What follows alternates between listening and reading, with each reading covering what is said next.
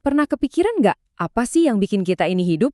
Atau kok bisa ya semut yang kecil banget sama pohon raksasa itu ternyata punya banyak kesamaan? Nah, hari ini kita bakal bongkar semua rahasia itu di dunia biologi, alias ilmunya kehidupan.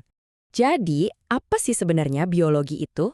Kedengarannya simple ya, tapi percaya deh, di balik satu kata ini, ada sebuah alam semesta yang tersembunyi, mulai dari molekul yang gak kasat mata sampai ekosistem sebesar planet kita. Petunjuk pertamanya ada di namanya sendiri. Kalau kita bedah, biologi itu dari kata Latin bios yang artinya hidup, dan logos yang artinya pengetahuan. Jadi, ya sesederhana itu, ilmu tentang kehidupan. Tapi tentu aja, ceritanya jauh lebih dalam dan seru dari itu. Dan ini bukan cuma teori di buku loh. Setiap kali kamu sakit terus minum obat, kamu itu sebenarnya lagi make hasil penelitian biologi selama ribuan tahun. Obat itu bisa bekerja karena para ilmuwan udah memetakan cara kerja tubuh kita sampai ke level mikroskopis. Keren kan? Itulah kekuatan biologi di dunia nyata. Oke, ini dia peta perjalanan kita hari ini. Kita mulai dari dasar-dasarnya dulu, terus kita lihat gimana kehidupan dikelompokkan, lanjut dengan perjalanan epik dari yang terkecil sampai terbesar, intip berbagai cabangnya, dan terakhir kenapa ini semua penting banget. Yuk kita mulai. Bagian 1, ilmu kehidupan. Sebelum kita jalan-jalan lebih jauh, kita harus tahu dulu nih, apa sih yang bikin biologi itu jadi ilmu beneran, bukan sekedar opini atau dongeng? Apa yang ngebuat dia jadi sebuah sains? Gini, biologi itu bukan ilmu katanya-katanya. Dia punya aturan main yang ketat. Objeknya harus nyata, metodenya harus teratur dan bisa diuji, dan hasilnya pun harus objektif. Nggak peduli siapapun yang menelitinya. Inilah fondasi yang bikin kita bisa percaya sama penemuan-penemuan di biologi.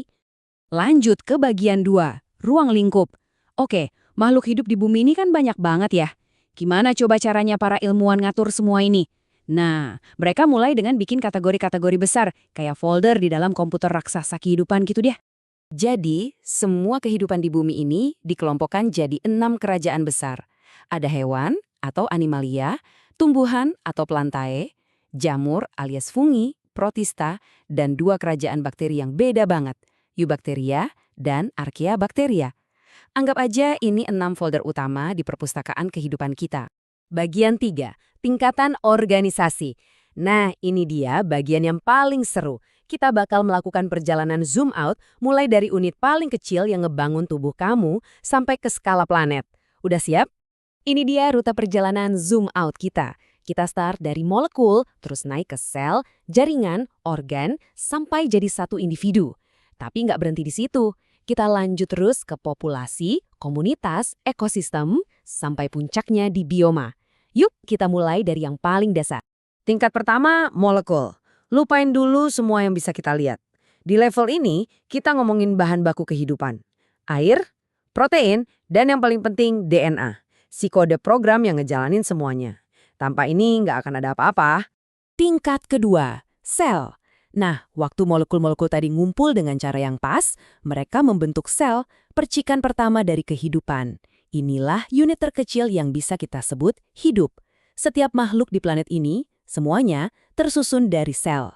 Tingkat ketiga, jaringan. Sel itu nggak suka kerja sendirian. Mereka itu tim player. Kumpulan sel otot jadi jaringan otot, kumpulan sel saraf jadi jaringan saraf. Setiap tim ini punya tugasnya masing-masing, kayak kabel atau mesin di dalam sebuah robot raksasa. Tingkat keempat, organ dan sistem organ. Tim-tim jaringan tadi kemudian ngebentuk struktur yang lebih kompleks. Organ, jantung, paru-paru, otak. Organ-organ ini pun kerja bareng dalam sebuah sistem. Contohnya sistem pencernaan yang ngubah makanan jadi energi. Tingkat kelima, individu. Gabungin deh semua sistem organ itu dan voila, kita dapat satu organisme yang utuh. Bisa jadi manusia, panda, atau sebatang pohon. Inilah hasil akhir dari kerjasama semua level yang lebih kecil tadi. Eits, tapi jangan salah, nggak semua individu itu mesin rumit kayak kita. Ada juga organisme uniseluler, di mana satu sel itu adalah segalanya buat dia. Coba bandingin bakteri ini sama triliunan sel yang kerjasama ngebentuk tubuh kita. Sama-sama individu, tapi kompleksitasnya beda jauh. Oke, sekarang kita zoom out lagi, lebih jauh dari satu individu. Waktu sekelompok gajah atau sekawanan lebah hidup bareng di satu tempat, itu kita sebut populasi. Ini udah ngomongin kehidupan dalam skala kelompok. Tingkat ketujuh, komunitas. Di alam, nggak ada populasi yang hidup sendirian. Misalnya, di sawah, populasi padi berinteraksi sama populasi tikus, dan populasi tikus berinteraksi sama populasi ular. Nah, inilah yang disebut komunitas, jaring-jaring kehidupan yang saling terhubung. Tingkat ke-8, ekosistem. Sekarang, kita tambahin elemen tak hidup ke dalam komunitas tadi. Misalnya cahaya matahari, air sungai, jenis tanah, semua faktor abiotik ini. Waktu komunitas yang hidup atau biotik berinteraksi dengan lingkungannya yang tak hidup atau abiotik, itulah yang kita sebut ekosistem. Dan inilah zoom out pamungkas kita, bioma. Ini adalah kumpulan ekosistem-ekosistem dengan iklim dan kehidupan yang mirip dalam skala global. Seluruh gurun di dunia jadi bioma gurun, semua hutan hujan jadi bioma hutan hujan. Ini dia level organisasi kehidupan terbesar di planet kita. Bagian 4, cabang ilmu biologi. Setelah lihat semua tingkatan ini, mungkin kamu mikir, waduh, siapa yang pelajarin semua ini? Jawabannya banyak banget ahlinya. Biologi itu bidang yang super luas, dengan banyak banget cabang. Kamu suka hewan? Ada zoologi. Suka tumbuhan? Itu botani. Penasaran kenapa warna mata kamu bisa diwariskan dari orang tua? Itu genetika. Tertarik sama jaring makanan di hutan? Itu ekologi. Bahkan susunan tulang kita pun ada ilmunya sendiri, yaitu anatomi.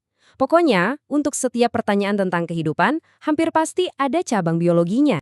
Bagian 5, pentingnya biologi. Oke, kita udah lihat betapa luas dan kerennya dunia biologi. Tapi, terus kenapa? Apa pentingnya buat kita? Yuk kita tarik semua ini kembali ke dunia kita sehari-hari. Jawabannya simpel banget. Biologi itu ya tentang kita. Ilmu ini ngejelasin kenapa kita harus makan, gimana cara kerja vaksin, dan kenapa hutan itu penting banget buat udara yang kita hirup. Paham biologi itu artinya paham diri kita sendiri dan planet ini. Jadi sekarang giliran saya yang nanya ke kamu. Dari semua yang kita bahas tadi, mulai dari DNA sampai bioma, bagian mana yang paling bikin kamu penasaran?